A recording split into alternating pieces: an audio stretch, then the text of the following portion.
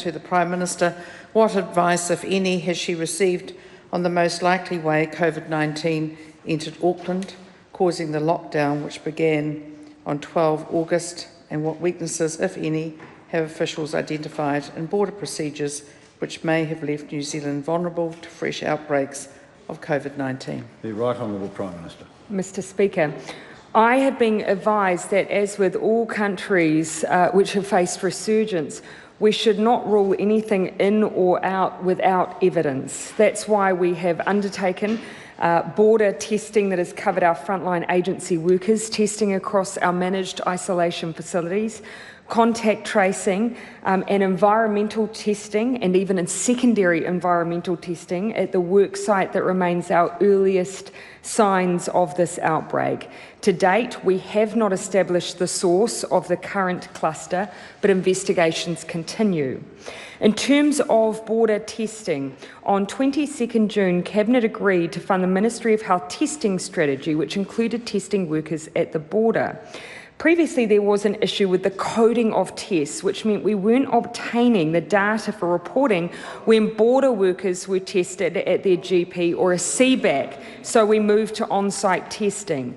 I am advised, though, that customs staff, for instance, who were symptomatic, were tested at GPs or CBACs. I'm advised that led to approximately 660 tests from the March period onwards.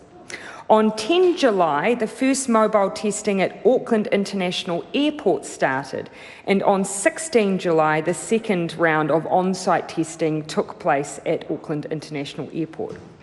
Cabinet also set an expectation on 22 July that all managed isolation and quarantine staff would be tested, and we were also working to lift the broader uptake of testing across the board at high-risk sites. On 14 August, we made testing mandatory for those at ports of Auckland and port of Tauranga, but I should add there were already health orders in place covering expectations of the way that port workers would operate to ensure their safety. Testing is only one element of the additional precautions we have put in place. Of course, Mr. Speaker, our first line of defence are daily health checks, because not even weekly testing necessarily picks up cases as they arise. PPE use and strict operational guidelines that limit contact, for instance, between managed isolation staff and people in facilities, and also those who are working at our borders. To the Prime Minister. Does she stand by her statement of 15 July that, quote, "We have ensured our frontline workers at the border are safe by wearing appropriate PPE, getting regularly tested, and that our systems for managing returnees are robust and limit the risk of spread. As I say, the system has done the job it was set up to do to date," end quote. If not, why not? Mr. Speaker, the member will know that Cabinet agreed to fund a testing strategy that was released sometime thereafter its agreement, which was at the end of June, so I was referring to that testing strategy. We also, of course, Mr. Speaker, had, because of the issues that I outlined in my primary question, although we were being advised that border staff who may have, for instance, been symptomatic were being tested at CBACs and GPs, and we know, for instance, for customs, there were hundreds of staff tested in that way, because we had no ability to match a staff member's NHI number and where they were working, we started on-site testing. As I said to the member, that started on the 10th of July. There was more on-site testing as well at the airport on the 16th of July, and we of course had testing happening in our managed isolation facilities, not as comprehensively as we expected or that was set out by the Cabinet. What was her reaction, when she said on June 29 about the border, quote, "We are now amongst the only ones in the world testing every single person who comes into those facilities," end quote. What was her understanding of exactly who was being tested?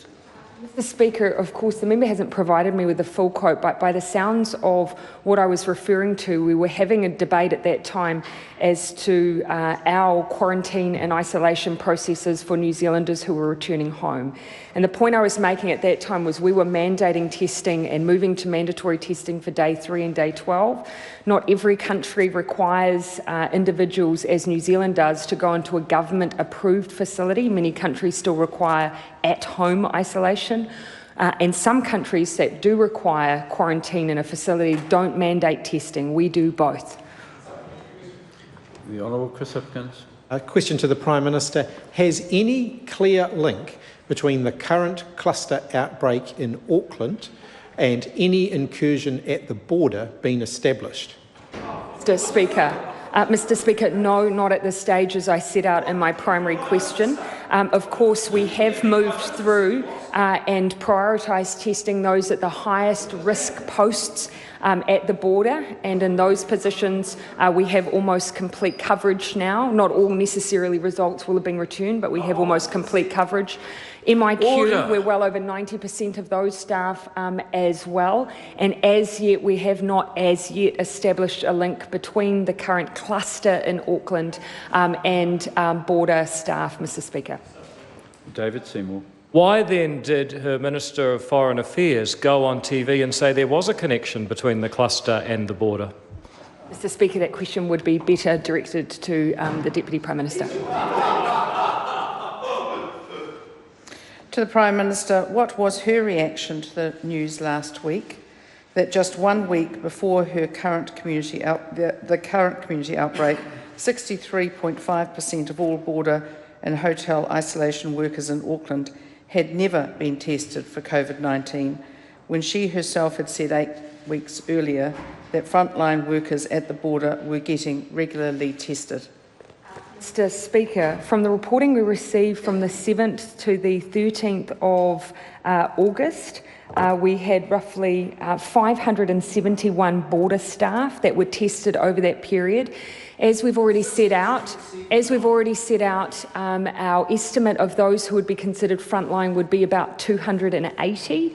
Mr. Speaker, when it comes to those working in managed isolation facilities, on the 22nd of July, after Cabinet started receiving breakdowns of the number of staff being tested, Mr. Goldsmith, that after we received a breakdown of those individuals being tested, it was clear to us that we weren't getting full coverage, which is why on the 22nd of July, we set down a Cabinet minute, our expectation that it be mandated that every staff member working in those facilities be tested, because we were concerned about the coverage of those staff. Again, I reiterate, we have not as yet established a link between those staff and this cluster. Okay. There's now, I think, been 7 interjections that have reflected on me from 2 members. The next time, the member who makes it will leave. Mr. Speaker, why have not all border-facing staff been tested 8 weeks after her government said they would be tested? Mr. Speaker, as I tried to address in my original question, originally we were using GPs and CBACs in a voucher system. That did not enable us to track whether or not all the staff we expected to be tested were tested. That is why we then moved to on-site testing. That began on the 10th of July and also on the 16th of July. It was clear then, once we were able to get numbers coming through from that, although it was never comprehensive because it didn't pick up anyone tested outside. Keep in mind, if you're symptomatic, you would not be at work to therefore be tested. We identified that that coverage was not what we had expected. We were engaging with agencies around lifting those rates, including with MIQs. It's why we started mandating the rotation, but also questioning with the Ministry of Health where those numbers weren't representative of the entirety of border staff. As I say, we did start to see numbers lift. The 31st of July to the 6th of August, 211 border staff were tested, and on the 7th of August to the 13th, they reported 571 were tested. If, as the Prime Minister says, there were such issues around coding and other matters, then why didn't she tell New Zealanders of this problem when she knew about it? Mr. Speaker, we did identify that issue, which is why we moved to on-site testing on the 10th of July, because we identified that, Mr. Speaker. We also, of course, as I've said, had every expectation, and that is all that I've ever articulated, that border staff were being tested because that is what we were advised. How many people, frontline border workers, have refused to be tested? Mr. Speaker, I was advised by the Ministry of Health that there was an issue with, I wouldn't use the word refused, that some staff were declining testing. That was an issue that was raised some weeks ago. It was significant enough that I did choose, for instance, and I believe other ministers may have, to raise with those representatives in workforce that if that were an issue, could we help support them to address it? Again, Mr. Speaker, I can only report what was raised with me by the Ministry of Health. Does she agree with her Minister of Health, Chris Hipkins, Honourable Chris Hipkins, who has indicated to media in the weekend that it's a pretty tough lever to pull, or hard lever to pull, against staff working at the border to have them tested? And how does that coincide with the tough lever of having to lock down a third of New Zealand? I think the member, unfortunately, is really misrepresenting the Minister of Health's statement there. The issue here, of course, is that from a public health perspective, the practice generally is, and I'm sure Dr. Retti would reinforce this, practice generally happens to be that you have to exercise some caution where you're compelling people where there is no public health reason, therefore, if someone is asymptomatic, to be put through a test, because then you're going beyond clinical judgment and we are compelling blanket orders. We have moved with orders to mandate that now. Of course, Mr. Speaker, you can see that we were also putting in place every effort to ensure that testing was available and that staff were being tested. I've given the numbers at the border, which that does demonstrate we were seeing those increasing numbers, but we wanted to make sure everyone who was at risk was, and that is why it has now been mandated through an order to ensure it's the case. The Honourable Chris Hipkins. Can the Prime Minister confirm that mandatory testing has been put in place using the powers under the COVID-19 Response Act that was described as a massive infringement on human rights and vigorously opposed by the National Party? Speaker, I can confirm that we have used those powers. We do believe that that is necessary because we do want to make sure that we have that very comprehensive coverage.